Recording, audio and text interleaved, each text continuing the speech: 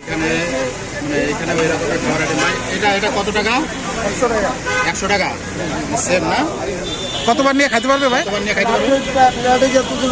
মাংস কত piece? 1 piece মাংস, 1 পিস। আলু আনলিমিটেড?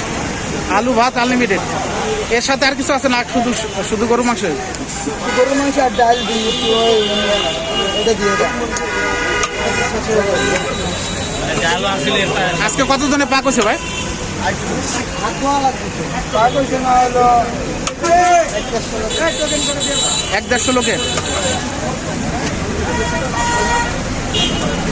প্রতিদিন বেচা কিনা কিরকম হয় বর্তমানে? হয়।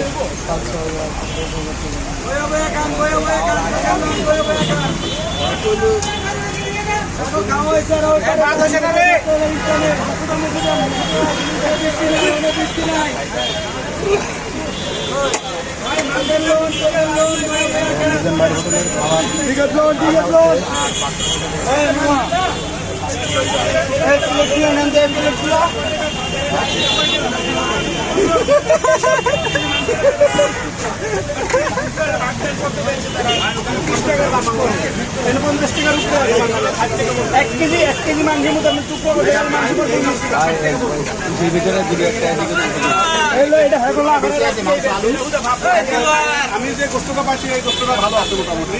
এটা মিনিমাম 60 টাকা দাম পড়বে।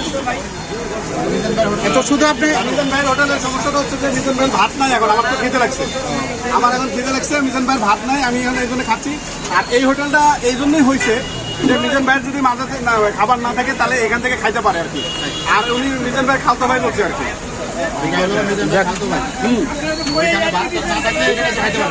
কিন্তু মিজান ভাই খালতো ভাই যে বলছে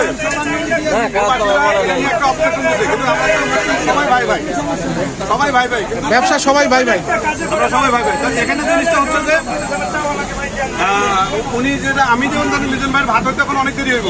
আমি অনেক দূর থেকে ক্ষুধা লাগছে, আমি মিজান ভাইয়ের পরেটা খাবো, কিন্তু এখানে আসলে খাবারগুলো চলবে আসলে।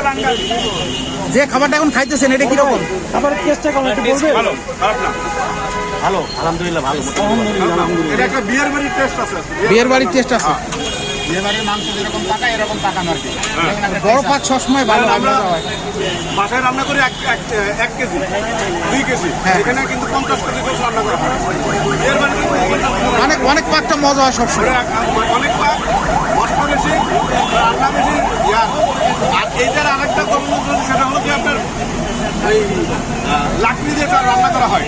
এই লাকড়ির টেস্টটা আরো একটা different। লাকির পাকটা আসলে অনেক মজা। হ্যাঁ, জি, লাকড়ির টেস্টটা ডিফারেন্ট। ভাই আপনার নাম কি ভাই?